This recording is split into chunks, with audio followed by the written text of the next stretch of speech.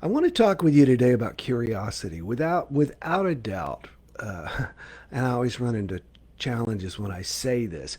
Without a doubt, one of my favorite quotes by Ralph Waldo Emerson is, "The power men possess to annoy me." And of course, he meant mankind back then. It was used as a generic uh, uh, pronoun, or noun rather. "The power men possess to annoy me, I give them by a weak curiosity.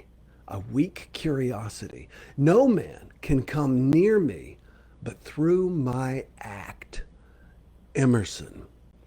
A weak curiosity. Let me read that again. The power men possess to annoy me, the power people have to annoy me, the power people have to irritate me, I give them. There's enough in that part of that sentence right there just to make this a great quote, but it goes on. The power people have to annoy me, I give them by a weak curiosity. A weak curiosity. Our curiosity about people is weak.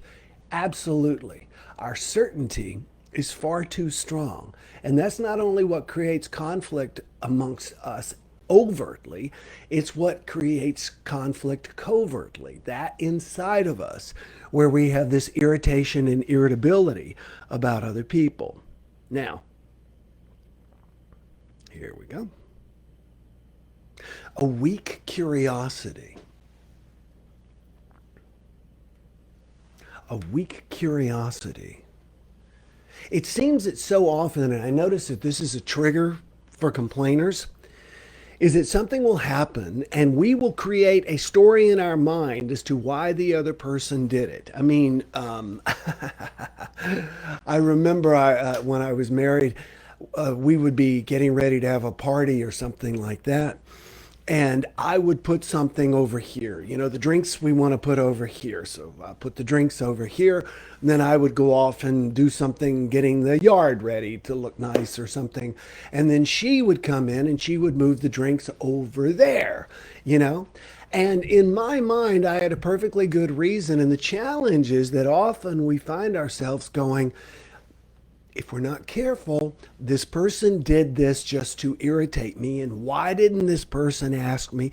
The question is always, why did this person do this to me?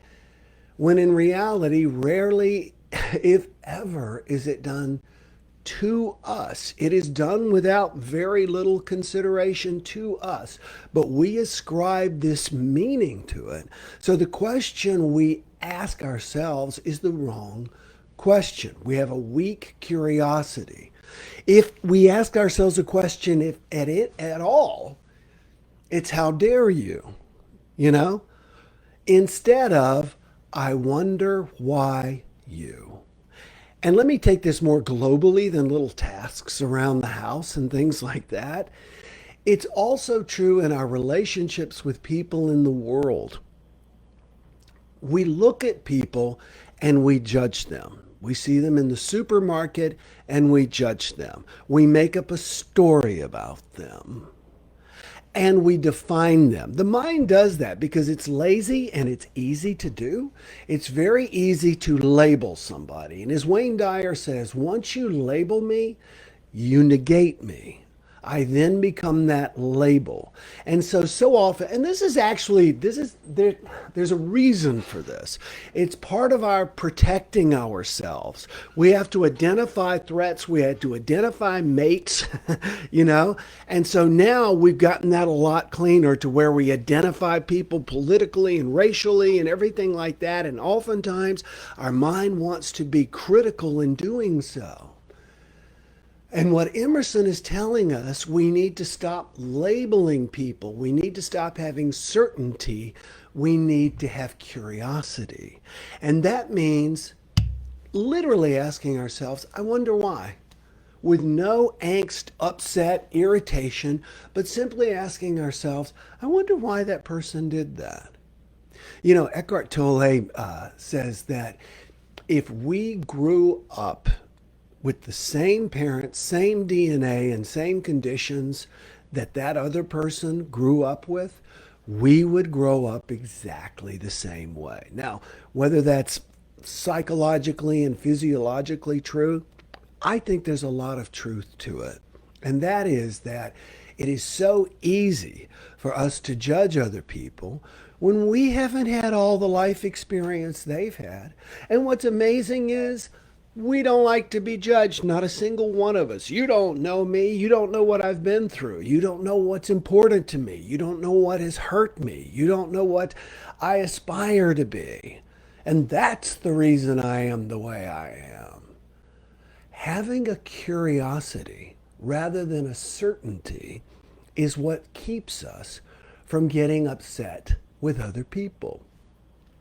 I was working on this little video to explain my new complaint-free meditation program, which I've shared very consistently with you all this morning. And I was working on it yesterday with my daughter, Leah. And we talked for probably 40 minutes and came up with the name of, what I wanted to call this video. Believe it or not, sometimes, we want stuff to be really good. So we spend a lot of time discussing it. We had come up with an idea that was predominantly hers.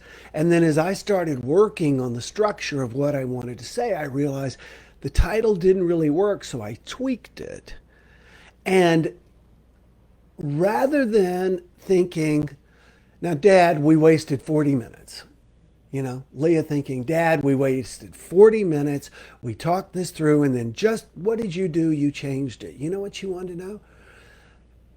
What made you decide to go in this direction? Why was it important this way? She kept it neutral. She kept her energy out of it. It was not about her anyway. It was about me as a writer.